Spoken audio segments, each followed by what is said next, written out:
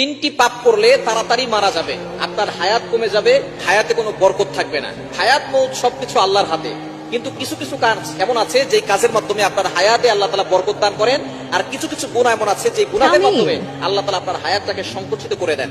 আল্লাহ তাআলা আপনার হায়াতের ভিতরে কোনো বরকত দেন না। দেখবেন কিছু মানুষ বাঁচে 100 বছর কিন্তু তেমন কোনো কাজ করতে পারে না, আবার কিছু মানুষ বাঁচে 50 বছর কিন্তু এই 50 বছরে সে এমন এমন কাজ করে রাখে, দুনিয়াবি দিনই এমন কাজ করে যে মানুষ তাকে স্মরণ করে এবং সে দিনের অনেক খেদমত করে। আল্লাহ পাক রব্বুল আলামিন এই 60 বছরের জিন্দেগিতে 50 বছরের জিন্দেগিতে যে ভালো ভালো কাজ করে সেই জন্য তাকে জান্নাতের ব্যবস্থা করেন। এজন্য আমাদের হযরত আলী রাদিয়াল্লাহু আনহু তিনি বলেছেন যে আমাদের কিছু কাজ এমন আছে যে কাজের মাধ্যমে আমাদের হায়াতে বরকত আসে, আর কিছু কাজ আছে যে কাজের মাধ্যমে হায়াতের ভিতরে বরকত কমে যায়।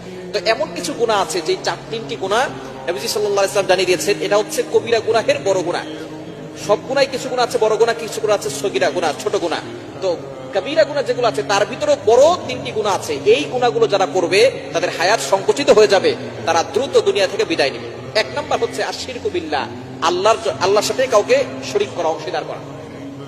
আল্লাহ সব গুনাহ ক্ষমা করেন কিন্তু শিরককারীকে আল্লাহ ক্ষমা করেন। আল্লাহ নিজে বলে দিয়েছেন, কোরআন খুলেন 5 নম্বর পারা 5 নম্বর পৃষ্ঠা 4-5 নম্বর লাইন সূরা নিসার 48 48 নম্বর আয়াতে রব্বুল আলামিন বলেন, ইন্নাল্লাহা লা ইয়াগফিরু আন ইউশরাকা বিহি ওয়া ইয়াগফিরু মা দুনা যালিকা লিমান ইয়াশা।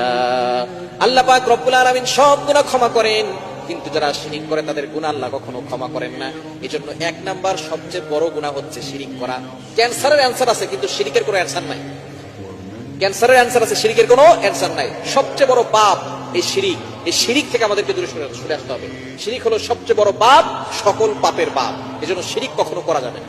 এক নাম্বার, যারা শিরিক করবে তাদের দুনিয়াও ধ্বংস হবে, আখিরাতও ধ্বংস হবে এবং তাদের হায়াত সংকুচিত হয়ে যাবে। দ্বিতীয় নাম্বার, যারা পিতামাতার সাথে খারাপ ব্যবহার করে, পিতামাতার সাথে যারা খারাপ আচরণ করে, পিতামাতাকে অনেক সন্তান আছে আঘাত করে, অনেক সন্তান পিতামাতার সাথে কটু ভাষায় কথা বলে, গালিগালাজ করে, এই সকল সন্তানদের হায়াত সংকুচিত হয়ে যায়। দুনিয়ার ভিতরে কিছু শাস্তি আছে আল্লাহ তাআলা দ্রুত দেন, তার ভিতরে এক নম্বর শাস্তি হচ্ছে পিতামাতার অবাধ্য যারা হয়, পিতামাতার সাথে খারাপ ব্যবহার করে, তাদের সন্তান যখন দুনিয়াতে আসে তারাও ওই পিতামাতার সাথে খারাপ ব্যবহার করে। আল্লাহ তাআলা দুনিয়া থেকেই তাদের শাস্তি শুরু করেন এবং দ্রুত শুরু করেন। এজন্য পিতামাতার অবাধ্য হওয়া যাবে না। আল্লাহ তাআলা যেখানেই পিতামাতার কথা বলেছেন সেখানেই ব্যাখ্যা করেছেন।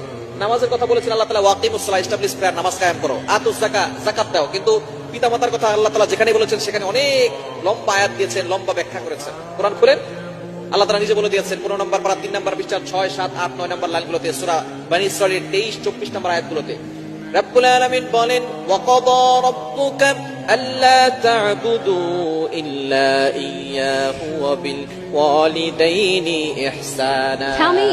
এক নাম্বার আল্লাহ অর্ডার করে দিয়েছেন আমি আল্লাহর ইবাদত করতে হবে, আল্লাহ ছাড়া কারো ইবাদত করা যাবে না। ওয়া বিল ওয়ালিদাইনি ইহসানা। দ্বিতীয় নাম্বার হচ্ছে good dealings with parents, good behaviour with parents, পিতামাতার সাথে ভালো ব্যবহার করতে হবে।